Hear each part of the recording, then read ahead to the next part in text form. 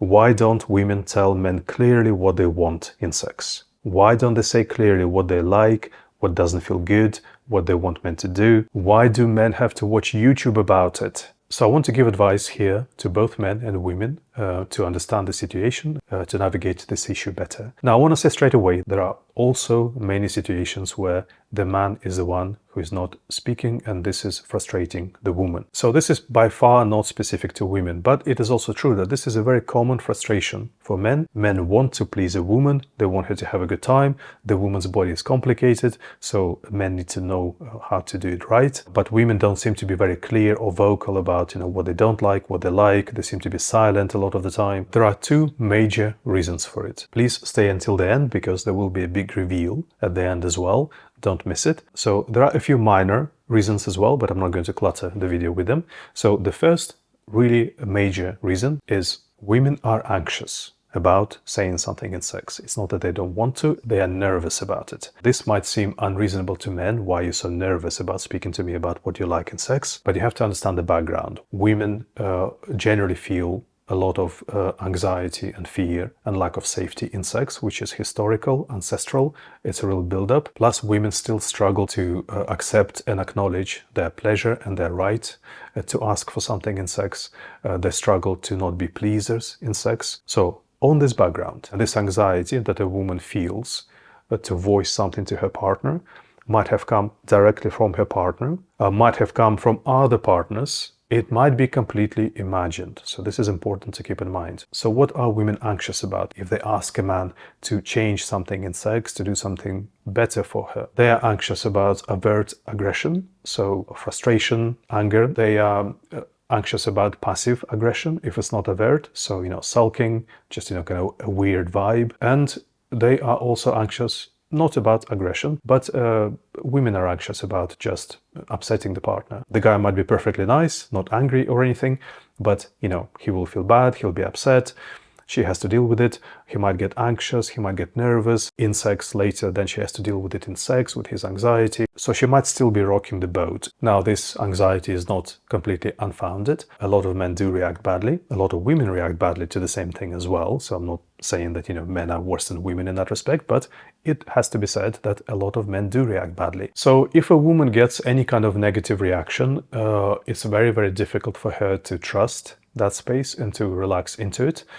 So if you are a woman's partner, you have to be honest with yourself if in the past you have given her any reason to be anxious about talking to you about sex. So if in the past you have reacted in a way that made her feel unwelcome, and it doesn't necessarily have to be anger or frustration. It could have been that, you were just upset by it. There was some kind of heaviness about it or some awkwardness about it. It doesn't mean that it's your fault. You react emotionally. It just means, that there is a reason why she might be a bit reticent now, and you might be able to undo that and to heal that with a few tips that I will give you later. You have to keep in mind that the same as for men, anything that happens in the space of sex is like, 10 times in terms of the impact it makes, because it's such a vulnerable space. So, you say an unkind word in sex, it's worth, 10 unkind words outside of sex, equally for men and women. So an important thing to keep in mind as well is that, this might have had nothing to do with you. But, if there was somebody in the past before you who made her feel that it's unsafe to talk to men about sex,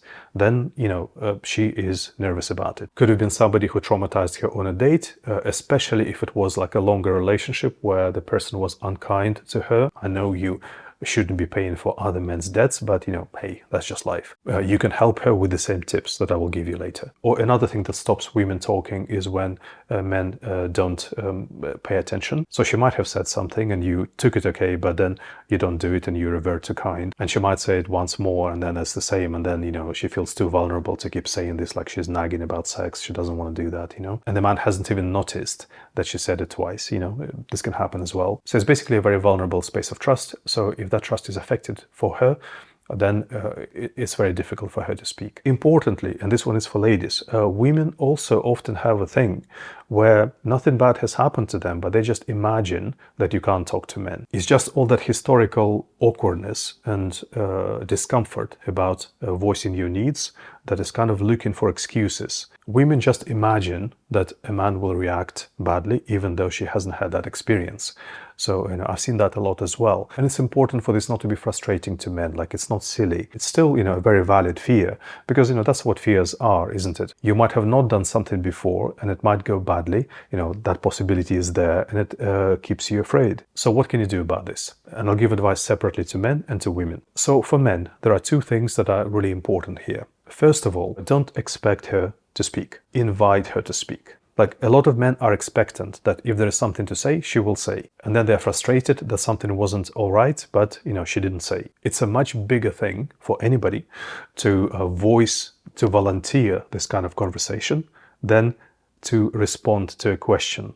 Hopefully you can see how that works. If I have to start up the conversation about it, then you might think this is a really big thing I'm bringing up. I don't know your reaction. Maybe you will get kind of really scared and taken aback by it. You're going to get defensive about it. If you start it, if you ask her about her experience, then she will feel welcome. She will feel that she's been invited to speak. So she already knows that that risk isn't there. Now, I understand completely if this doesn't seem the most reasonable to you, and you expect that if something is to be said, it will be said. And you are right, and I agree with you, but what are we going to do? Unless you want to educate the woman about the correct procedures, if the objective here is to state who is right and how to do things correctly, then you are probably right. But if the objective is to facilitate everything to be smooth and for you to feel close and kind with each other, then she just needs a little help from you. And if you invite her first and you make her feel comfortable, then she will have more confidence to speak when she needs to. The tone is going to be super important.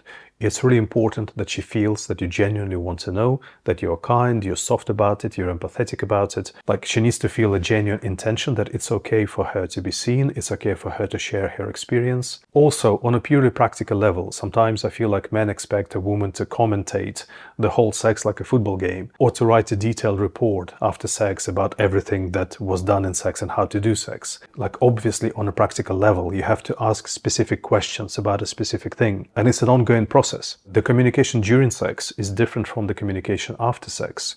During sex, it's very punctual, it's very directional, it's very like, is this okay? Do you want it like this or more firm, After sex, it can be a bit more inquisitive, exploratory, did you like it when we did that? Does it work for you better like this or like that? When you start building a culture that, it's okay for the woman to keep sharing things with you, then it's going to snowball, and then she's going to volunteer things at some point. I'm just going to plug in here as well, actually. I've just made a brand new guide for you on communication. It's got lots of practical advice and strategies. It is for men and for women equally, how to really get to know your partner and everything your partner wants and needs in sex. So it's totally free, lots of practical tips. Go and download it. The link is below the video. The second thing that's very important, you have to take it well. Whatever you hear, don't see it as a criticism on you. See it as she's just reporting what she feels and what she needs. And you can totally deliver. She is just her eyes within her body that you can't access, right? She is your companion who is telling you what is going on there so that you can do what needs to be done. You're a team. So it's just important that you take everything objectively. It's data and action, And while I'm saying this, if women are listening, then this is exactly how you need to take everything that, your male lover is telling you as well, if he has something to share, because women can be just as bad, obviously, at reacting badly to these things. Now, for women, what I would recommend, if you struggle to speak to your partner about your needs in sex, first of all, you have to push yourself. This anxiety, this fear is a historical reticence that, all women would love to retreat into, but you have to solve it. You have to overcome it. This is going to do a lot of damage to your relationship. This will cause a lot of anguish to your partner. This is one of those things that is out of our comfort zone, but we have to find a way. You can't have a true sexual relationship without talking to each other. And please remember that your anxieties can be completely unreal. There were so many times when I had a couple in front of me and the woman was convinced that, it's not okay to speak up. And the man was just so eager to hear everything she had to say. Your partner probably wants to know what you feel a lot more than you think. You have to be very sensitive about it. You have to be very delicate. Do men have an ego? Absolutely. Do you have an ego? Of course you do. Everybody has an ego, especially in sex. Everybody feels really sensitive and really vulnerable, both men and women. So you have to word things well. You have to be empathetic to your partner's feelings. You have to say things in the way that you would like them to be said to you. I don't want to clutter the video with lots of specific strategies. I might do it on another occasion, but briefly, talk about the positive more than the negative, talk in terms of comparisons, ask for things that you like rather than complaining about things you don't like. Be specific, bring your solution. Don't expect your partner to find a solution for you. A lot of reassurance and reaffirming. And the main advice I would give to women is, don't see talking about sex as troubleshooting, as problem solving. The main thing that your man wants to hear from you is not this, obviously. It is the things that are feeling good. Share how he makes you feel good. Share how you would like him to do something in sex because you would like to feel it with him. So, you can create a really positive culture of talking about sex. Now, the big reveal that I wanted to do at the end of the video is that I don't actually believe that this is the biggest reason why women don't tell men what they want in sex. I think the main reason might be something different. And I will tell you about this in the next video.